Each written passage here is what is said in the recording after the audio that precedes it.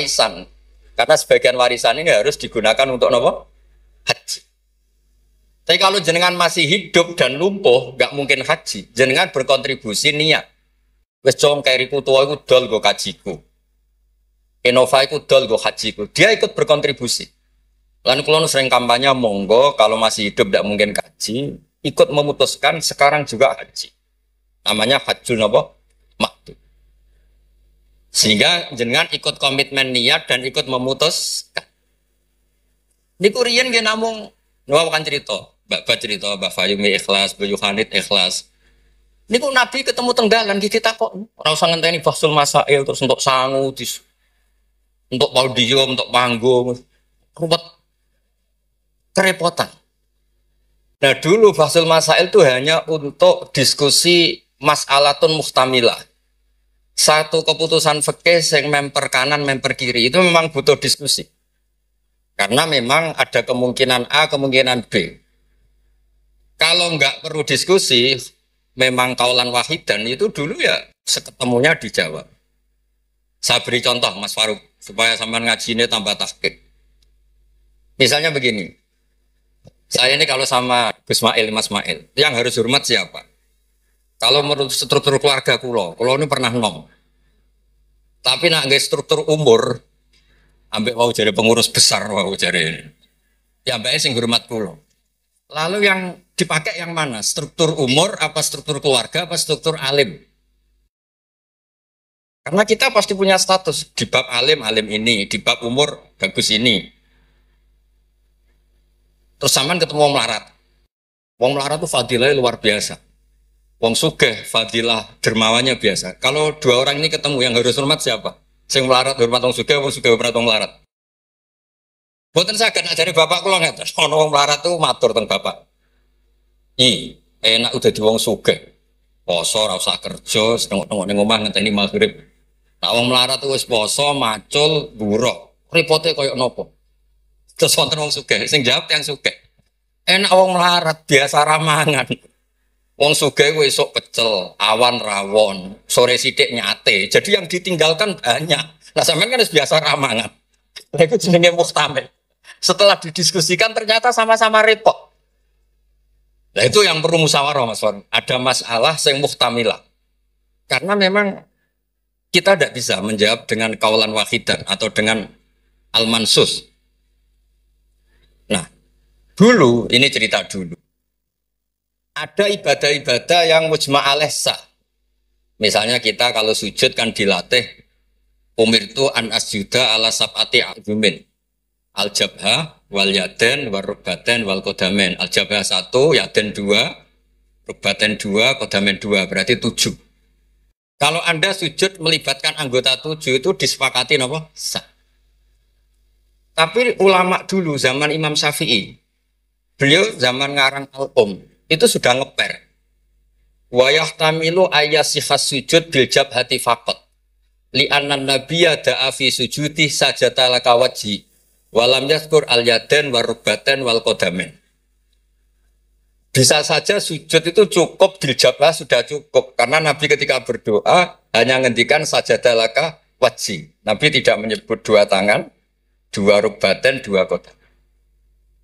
Nah ini namanya muhtamil. Nah kiai-kiai kita, guru-guru kita, kados Kiai Fayumi, kados Mbah Hanid, niku nggak mau resiko. Kamu nyari yang mesti sah. Gini ku melibatkan 7 apa? 7 anggota. Tapi untuk orang lain yang mungkin teng desa-desa terbelakang, kamu pakai kaul yang mungkin sah. Dan itu menjadi adat guru-guru kita. Kanggo awake dhewe disiplin, kanggo wong liya napa? Longgar. Karena kalau tidak begitu, kalau ilmu Anda tidak cukup pakai standar ideal, nanti orang desa-desa yang sujudnya angkrang-angkrang, Bang. Terus dianggap buatan apa? Sah. Nah, dianggap rasa terus modelnya rasolat. Nah, itu cerita keilmuan sing nggak boleh enggak. Terus niki ampun jenengan iri, terus Mbah Uli Mbah kula, buyut kula niku gak ada adik Mbah Mukit niki abahe niki. Bahkan itu medoane ibu kula. Terus kula nak undang niki Mbah, undang niki Mas. Terus kula nu kalah tuwa. Terus didolimi. Yang anggere bangsa kalah tuwa niku didolimi. Pokoknya cepet menangi dhewe. Ngundang niku mboten nggih jenenge mbah awas ora teko. Faruk mboten ngefek alumni-alumni kados Mas Adam, Mas Wahid dari alumni sini mboten ngangkat. Mboten terdaftar teng Loh Mahfud. Tapi nak mbah niki masyaallah.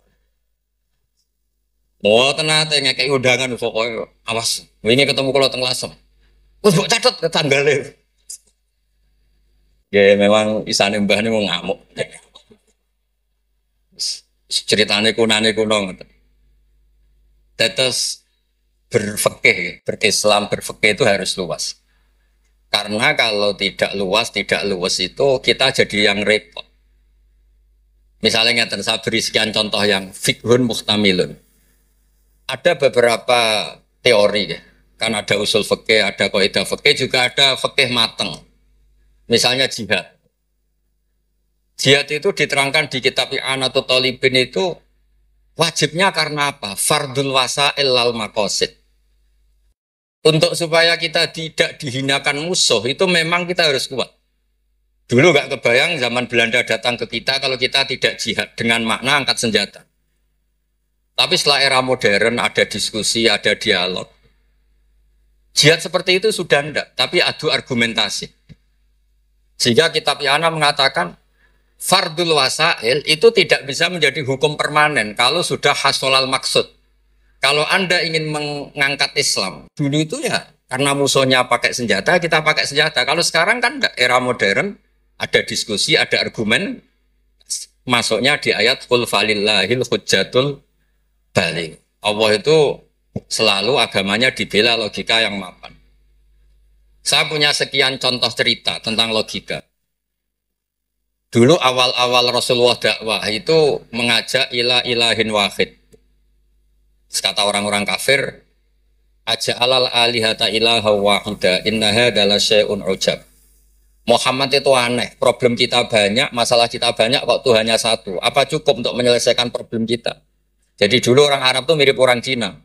Ini Tuhan bagian hujan, bagian petir, bagian BPKB, bagian gadean itu Tuhannya beda-beda. Sertifikat kok udah pinter. Tuhan bagian nangani widadari katanya Mas Mail. Nah terus ya sudah logika itu matang sekali sehingga mereka diajak ke Tuhan satu itu mereka bilang innaha adalah syai'un ujab. Itu teori yang aneh Tuhan satu. Wong problem kita banyak kok Tuhannya hanya satu. Solusinya hanya satu.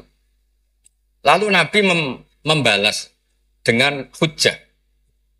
Kata Nabi, andaikan kamu jadi buruh, jadi pekerja. Kemudian majikan kamu banyak, perintahnya beda-beda. Dan yang kalau nggak dituruti marah.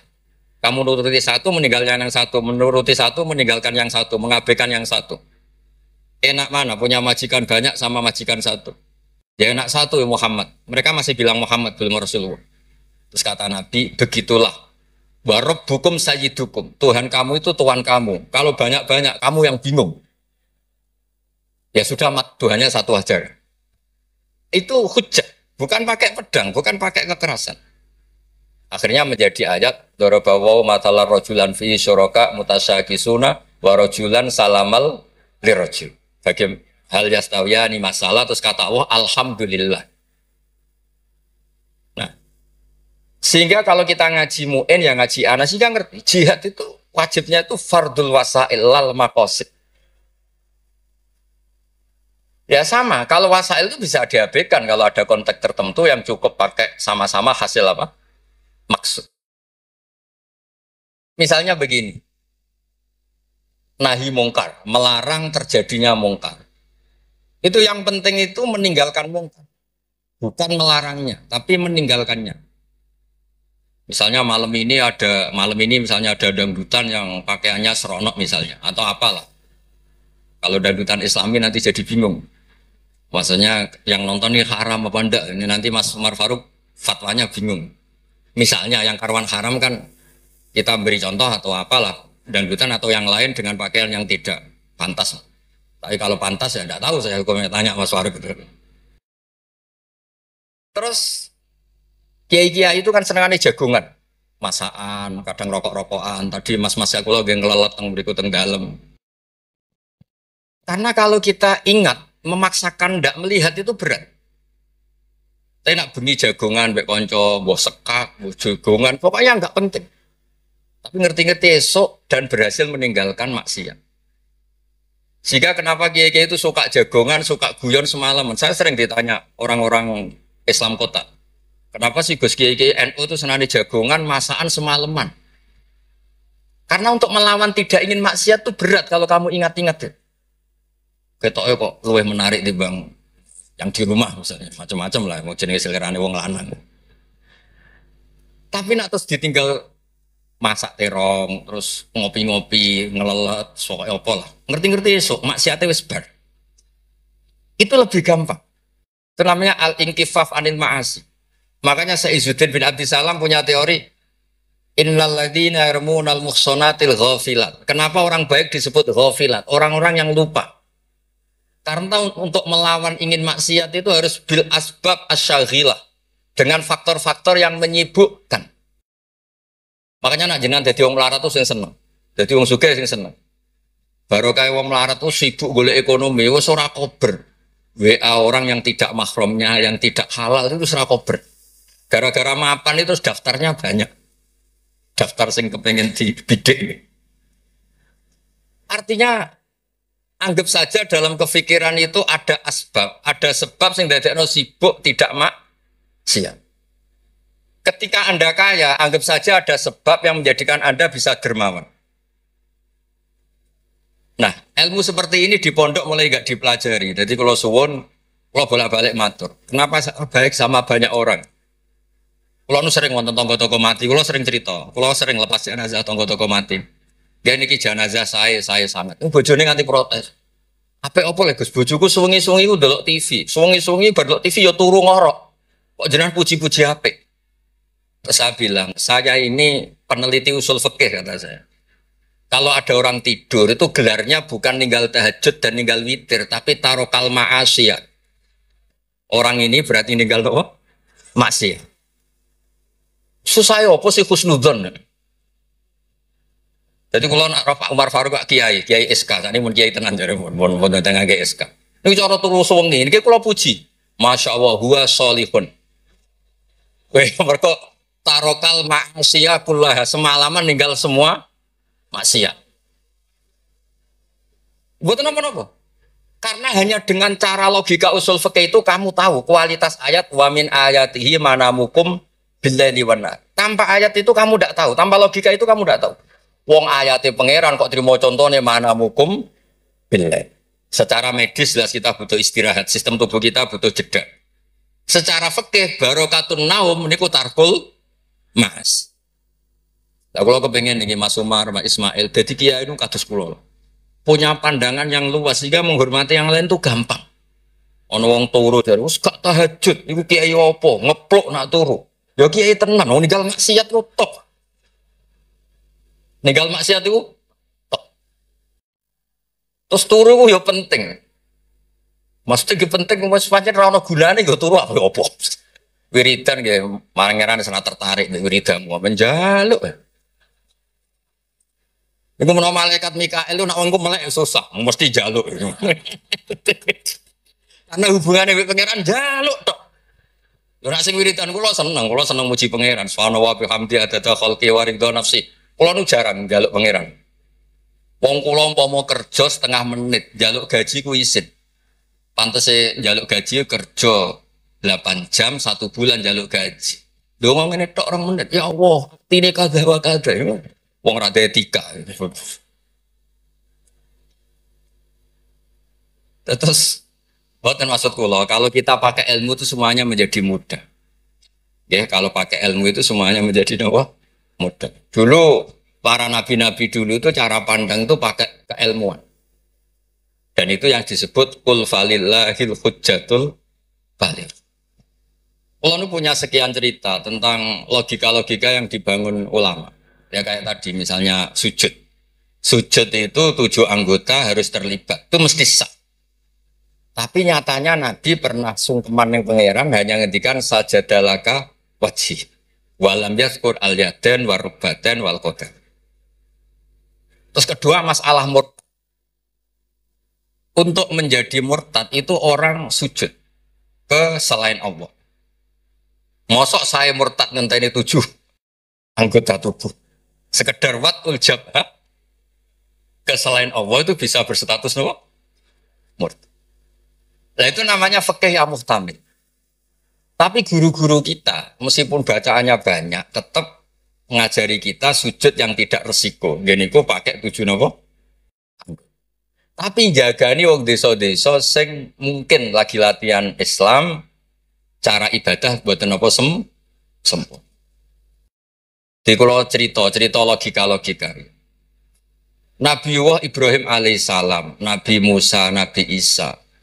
Niku kadang-kadang nyon sewu, saking senenge pangeran, niku pangeran yo diwarai. Tapi buatan krono nglama, buatan nggih saking senenge. Tapi barokahnya itu lahir fikih-fikih yang sekarang diwarisi umat Rasulullah Shallallahu Alaihi Wasallam. Bapak kula nu sering nak didik kula ngeten. Kancanan wong fasik ku haram. Wong mari katut nakal. Nek diwalik, bina wong fasik iku apik. Iso bina anak kancanan. Iku mulai senam otak baleni maneh. Sampeyan kancanan wong fasik itu enggak boleh. Nanti ketularan apa? Fasik. Tapi kalau bina orang fasik boleh enggak? Bina. Boleh kan? Bisa sunat, bisa wajib. Tapi kok iso bina anak kancanan. Meskipun agak berjudi, sing katut sopo. Nah, sing katut apa sing soleh dadi fasik, apa sing fasik dadi soleh. Nah, seperti itu muhtamilun. Karena kita mau hukumi sunat, jebule sing soleh dadi fasik. Ngukumi haram ternyata banyak dari pertemanan ini sing fasik dadi soleh. Ada hal-hal yang kita tidak perlu ngambil keputusan karena ini nanti diuji di lapangan. Sebab itu Nabi itu nggak pernah ngambil kesimpulan baku di hal-hal yang sifatnya apa? Sosial. Ayat fa'fu anhum wasfah ya banyak, ayat tegas ya banyak, ayat setengah tegas, setengah nggak tegas ya banyak. Karena di bab-bab sosial itu ada muktadul hal, ada kondisional. Nah ini yang masalah-masalah sing wow didawakan Mbak Fayumi, Mbak Hanit itu seneng ilmu. Di sejarah agak unik tentang keluarga kulo. Ibu kulo namanya Yohanit. Yohanit itu nama ibunya Nabi Musa. Kebetulan punya mbak Minduan namanya Yohanit juga mondok. Mondok teng Joso terus mulai itu disenengi mbah kulo. Terus rabi terus Mbak Ul. Buyut kulo. Terus Mbak Mukhid wafat angsal Mbak Fayumi terus Mbak Hanit riyen cerita kulo, aku di bojo loro iku ahli falak kabeh. Riyen Mbak Mukhid enggak ahli falak, Mbak Fayumi ahli. Modele anake bebo ora krungu nek diceritani alime bapake. Kok dikon niru. Kula roh lah kelakuane Gus-gus kula roh apal. Jadi agar diceritani alime abahe iku bebo tawadhu, bebo lakon niku apa tadi. Terus kula suwun lah di bab-bab tertentu itu membaca itu harus banyak. Kalau ada kitab namanya Khilyatul Aulia, ini cerita terakhir kula. Wonten orang tabiin itu alim alama. Mimman yutawassalu bihi, orang yang termasuk dipakai wasilah saking soleh. Namanya Muhammad bin Munkadir. Niku muridnya Jabir bin Abdullah. Niku nak wonten tiang fasik mati. Tiang fasik mati misalnya nyun sewu ana wong kok mati oplosan niku kesusu nyolati. Padahal mainstream ahli fikih saat itu kalau ada orang fasik meninggal sebaiknya yang sholat jangan banyak-banyak. Mau nggo syarat nggo goro fardhu napa kifayah. Saya ulang lagi, mainstream fatwa saat itu nak nong fasik mati sing sholat aja akeh-akeh.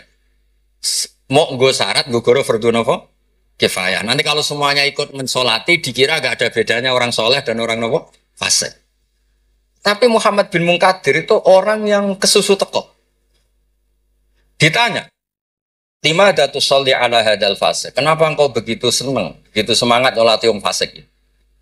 Jawabannya unik, di luar dugaan banyak orang. Kalau apa? Jawaban itu. Inni astahyi minallah. Ayya'lama minni anna qudratahu ta'jizu an ahadin min khalqih. Itu yang dipakai Kiai Jawa. Aku iku isin mbek pangeran. Nak delok wong fasik kemudian Allah melihat hati saya seakan-akan Allah itu pasti tidak maafkan dia. Jadi intinya beliau datang itu sebagai kepastian tauhid beliau sendiri bahwa maghfiratuhu wasi'at kulla syai' wa rahmatuhu ammat kulla syai'. Lagi KNO, KK Jawa gitu, ketemu wong fasik ya tidak mau nih saja sekarang fasik nanti soleh. Yang sekarang soleh, ya naudzubillah min dzalik saja suatu saat tidak soleh. Wong barang sosial orang mesti kabeh. Kayak apa dulu Umar ingin bunuh Nabi, tapi malah dapat nopo hidayah. Kayak apa Khalid bin Walid, panglima yang menjadikan orang Islam kalah di perang Uhud. Akhirnya juga jadi orang nopo soleh. Jadi intinya itu Kiai Jawa itu tahu itu sehingga beliau ini kandanan nyun sewu wong fasik ya tenang ae. Tapi dalam konteks bina, saya lagi dalam konteks bina bukan melegalkan. Saya lagi dalam konteks bina bukan melegalkan. Karena Allah bisa saja mandu dia menjadi orang soleh. Bukan seperti orang lain setiap orang fasik dikafirkan, difasikkan seakan-akan tidak ada harapan tobat. Nah, ini yang menjadikan tambah susah kan. Makanya dalam sebuah riwayat dikatakan siapa ala unabbiukum bil faqih kulal faqih. Kamu tahu orang yang paling ahli fikih paling pinter. Jawabannya kila, jawabannya Nabi wakila Ali. Itu dalam ilmu hadis ada mengatakan itu dawe Nabi wakila dawe Ali. Apapun itu dawe orang top. Malam yuknitin nas min rahmatillah walam yu'ayyizum min rahmatillah. Jadi malam yuknitin nas min rahmatillah. Orang pinter itu siapa? Yang tidak bikin orang lain putus asa. Walam yu'aminhum min makrillah, dan yang sedang soleh pun tidak merasa sok-sokan memiliki Allah Subhanahu wa ta'ala. Terus orang lain divonis apa? Itu juga yang menjadikan kiai-kiai kita ketemu wong soleh hormat, ketemu orang fasik ya respect karena berharap suatu saat tobat. Itu yang ditiru Rasulullah SAW ketika orang Taif, ya Bani Abdul Yalil, pokoknya orang Taif kayak begitu bencinya sama Nabi sampai melempari batu ini itu, terus malakul jibal ingin menghabisi mereka. Kata Nabi apa? Jangan. Inilah arju ayyukhrijawah min aslabihim ma ya'budu wa la yusyriku bihi syai'an. Bisa saja bapaknya begini, tapi suatu saat anak-anaknya jadi orang yang luar biasa. Dan itu yang sekarang kelihatan. Sering ada wisuda tahfidz itu yang nangis itu bapaknya. Bos kula maca Quran ora iso, kok anak kula hafal Quran, napa kula niku ngipi. Wadah, kanca sing saged maca kitab bapake mboten roh Arab. Dari itu harapannya Nabi ya seperti itu. Nak bapak era kena nggih napa? Ampun kados kula riyen di kanca mondok nuwakale ra karuan. Riyen kan mboten telepon, bapake disurati nak anake nakal. Bocah tenang ae. Bapak disurati pengurus kayak kok tenang. Bapak kula buta huruf wis tenang mau. Bapak kula buta huruf. Dia wonten sing mondok aku mau 2 tahun wis ngrasa pinter. Kampung kula terbelakang Gus iso tahlil sudah kepinter pol. Lah lha apa kula ngalem-ngalem iso maca Wahab macano sapa? Ya tiyang kata. Tapi apapun itu kalau suwun terus wow kampanyane babat ngono tawassut tawazun bah kampanye PBNU wae. Nah kula sesuai kampanye sebagai hasil yang sakit ngaji guys yang yen bapak kula niku terkenal pinter ngaji. Nah ini kula nyali cerita bapak kula terkenal ngaji itu kok Gus Ismail Gus Umar iku kudune nyali. Wong iku kudu siap cerita bae. Mergo ora ana wong apik kecuali memaklumatkan diri wattaba'tu millata abai Ibrahim wa Ismail wa Ishaq. Jadi wattaba'tu millata abai Ibrahim terus wa Ishaq wa Yaqub. Aku yo anut bapak-bapak. Bapak-bapakku luar biasa. Ibrahim, Ishak, Yakub. Kita tahu Nabi Yusuf bin Yakub bin Ishak bin Ibrahim. Tapi aja bangga kehormatan bapak etok kudu wattaba'tu anut. Bapak alim ya melo alim. Bapak ahli falak iso falak. Nak bapak untuk salam tempel rapopo ditiru ya rapopo. Mosok untuk repot tok rantuk seneng ya gak apa-apa lah. Islam tuh fid dunya hasanah wa fil akhirati hasanah. Ojo kok fid dunya hasanah gelem. Bareng bapak yang alim, bapak yang alim iku wong dhisik, wong saiki ora oleh ngoten niku boten ngangsa. Kalau sinau tafsir Bedawi niku kitab gadane Mbah Mukhid disilai lek kok lek Lukman. Riyen niku saking radene dhuwit. Kitab tafsir Bedawi niku kula roh tulisane Basal nggih Basal misanane Mbah kula nggih misanane niki misanane Basal nggih kondang. Terus Mbah Badiah niku Mbak Yune apa ini? Adik buyut kula. Kula ajane buyut kula paling barep. Ajane nak menang buyut menang kula kabeh. Buyut kula niku barep. Gara-gara buyut kula barep kula generasi ke-6 niki generasi ke-3 terus dibawa kalah-kalah ngeten iki. Tapi alhamdulillah baru kayak barep menawa dongane ngalim luwih dhisik. Jadi sampai pangeran di Riyen terus saya. Terus Riyen niku wattaba'tu millata abai. Kulo sering didhawuhi Mbah Mun ketika kulo mulai ketok ngalim iku baru kayak babahmu lasem, babahmu pacet. Mergo Allah ora ndadekno generasi tok. Kecuali Allah nyebut Mbah Baisik. Bariku lagi amma al-hidayah. Gini kok Allah nyebut ulaikal ladzina an'ama Allahu 'alaihim minan nabiyyin.